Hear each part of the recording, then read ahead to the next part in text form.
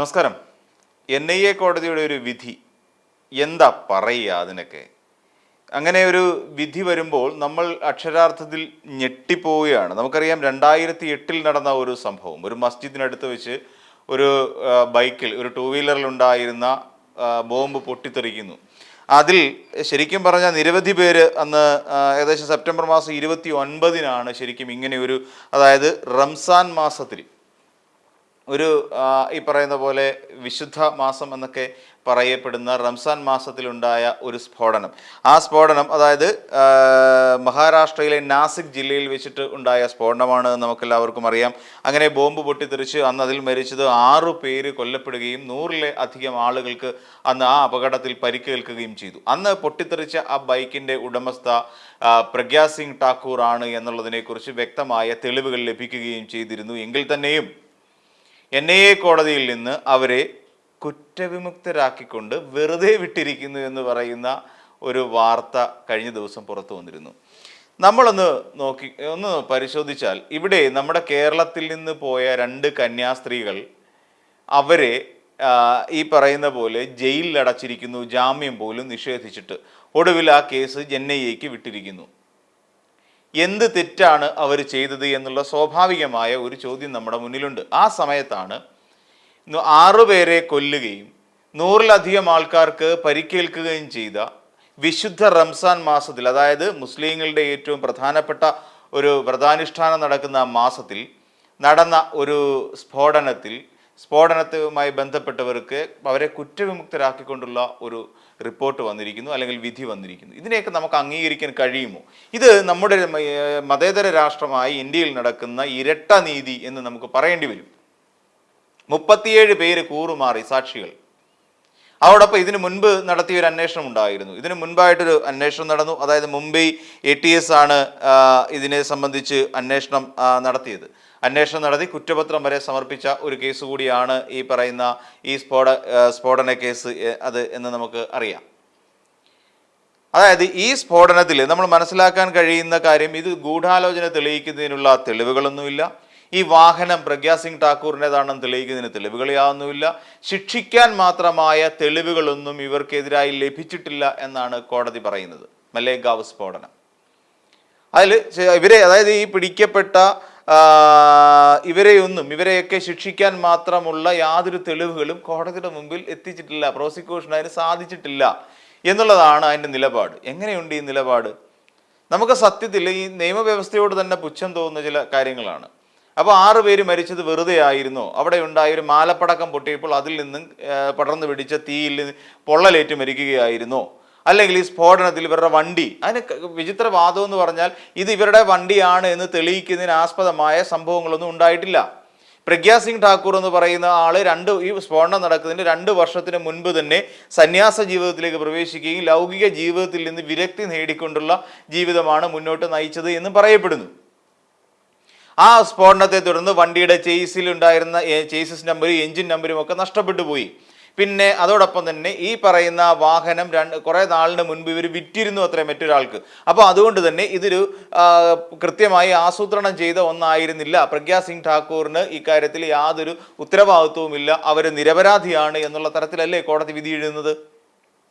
ഇതുകൊണ്ടാണ് ഇരട്ട നീതി എന്ന് പറയുന്നത്.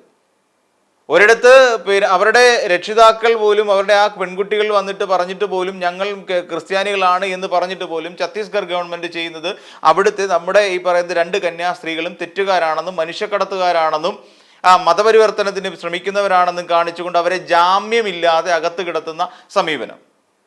അതേസമയം ഹിന്ദുത്വ തീവ്രവാദികൾ എന്ന് നമുക്ക് പച്ചയ്ക്ക് വിളിക്കാൻ കഴിയുന്ന പ്രഗ്യാ സിംഗ് ഠാക്കൂർ അടക്കമുള്ള നേതാക്കന്മാരെ അവിടെ നിന്ന് രക്ഷപ്പെടുത്തുന്നു. അവരെ രക്ഷപ്പെടുത്തി വെറുതെ വിടുന്നു. അതായത് ലഫ്റ്റനന്റ് കേണൽ പ്രസാദ് പുരോഹിത്, രമേശ് ഉപാധ്യായ, അജയ് രാഹിർകർ, സുധാകർ ചതുർവേദി, അങ്ങനെ തുടങ്ങിയ ആൾക്കാരെയാണ്, അതോടൊപ്പം തന്നെ സമീർ കുൽക്കർണി തുടങ്ങിയ ആളുകളെയാണ് ഏകദേശം അങ്ങ് വെറുതെ വിടുക എന്ന് പറയുന്ന അതായത് 7 പ്രതികളുണ്ടായിരുന്നു. അവരെല്ലാം വെറുതെ വിട്ടു. ഇതാണ് ഞാൻ നേരത്തെ സൂചിപ്പിച്ച ഇരട്ട നീതി എന്ന് പറയുന്നത്. കാരണം എന്താ? ഇവര് ഹിന്ദുക്കളാണ്, ഇവർ വർഗീയ ഫാസിസ്റ്റുകളാണ്, ഈ തീവ്ര ഹിന്ദുത്വവാദികളാണ്. അപ്പോൾ ഇങ്ങനെ ഉള്ള അവരെ ആൾക്കാരെ തന്നെയുമല്ല, ഇവർ സ്ഫോടനം നടത്തിയിരിക്കുന്നത് റംസാൻ മാസത്തിലാണ്. കാര്യം എന്താ, അത് ഹിന്ദുക്കളെ സംബന്ധിച്ചിടത്തോളം വർജ്യമായ ഒരു മാസമാണ്. അത് പൊട്ടിച്ചിരിക്കുന്ന അമ്പലത്തിൻ്റെ കീഴിലല്ല, പകരം ഒരു മസ്ജിദിൻ്റെ കീഴിലാണ്. അപ്പോൾ മസ്ജിദിൻ്റെ കീഴിലായതുകൊണ്ട് തന്നെ കൊല്ലപ്പെട്ടവരിൽ അധികം പേരും അല്ലെങ്കിൽ 6 പേരും എന്ന് പറഞ്ഞാൽ മുസ്ലിങ്ങളാണ്. സോ കുഴപ്പമില്ല, അതൊക്കെ അവർ ചെയ്തത് വളരെ നല്ല കാര്യമാണ്. രാജ്യത്തിന് വേണ്ടി പോരടിക്കുന്നവരാണ് അവർ. രാജ്യത്തിൻ്റെ സംസ്കാരം നിലനിർത്തുന്നതിന് വേണ്ടിയാണ് ചെയ്തത്.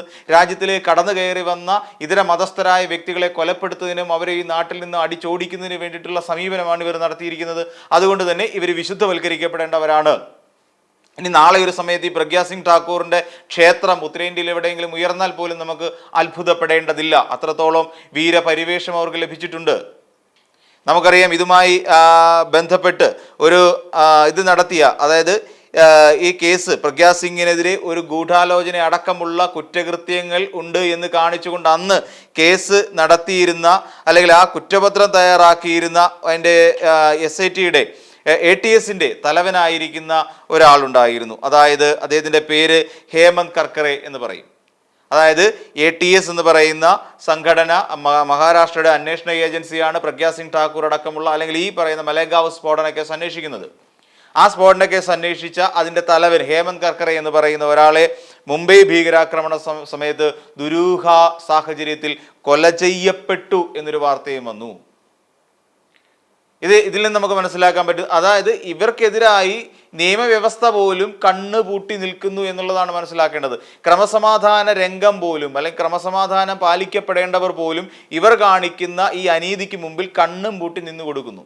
അതുകൊണ്ടാണല്ലോ ഹേമന്ത് കർക്കറെ എന്ന് പറയുന്ന ATSന്റെ തലവൻ പോലും പിന്നെ ഒരു ആക്രമണത്തിനിടയിൽ ദുരൂഹ സാഹചര്യത്തിൽ കൊല്ലപ്പെടുന്ന ഒരു സാഹചര്യം ഉണ്ടാവുന്നത്. അപ്പോൾ ഇങ്ങനെ തുടങ്ങി നിരവധിയായ കാര്യങ്ങൾ ഇവരുടെ തെളിവുകൾ നശിപ്പിക്കുന്നതിന് വേണ്ടിയിട്ടും ഇവർക്കെതിരായി കുറ്റപത്രം സമർപ്പിച്ചവർക്കെതിരെയും ഒക്കെ കൃത്യമായ നടപടികൾ ഇവരുടെ ഭാഗത്ത് നിന്ന് തന്നെ ഉണ്ടായി. ഈ പറയുന്ന പ്രഗ്യാ സിംഗ് ഠാക്കൂർ അടക്കമുള്ള 7 പേരുടെ ഭാഗത്ത് നിന്നും കൃത്യമായി ഉണ്ടായിട്ടുണ്ട്.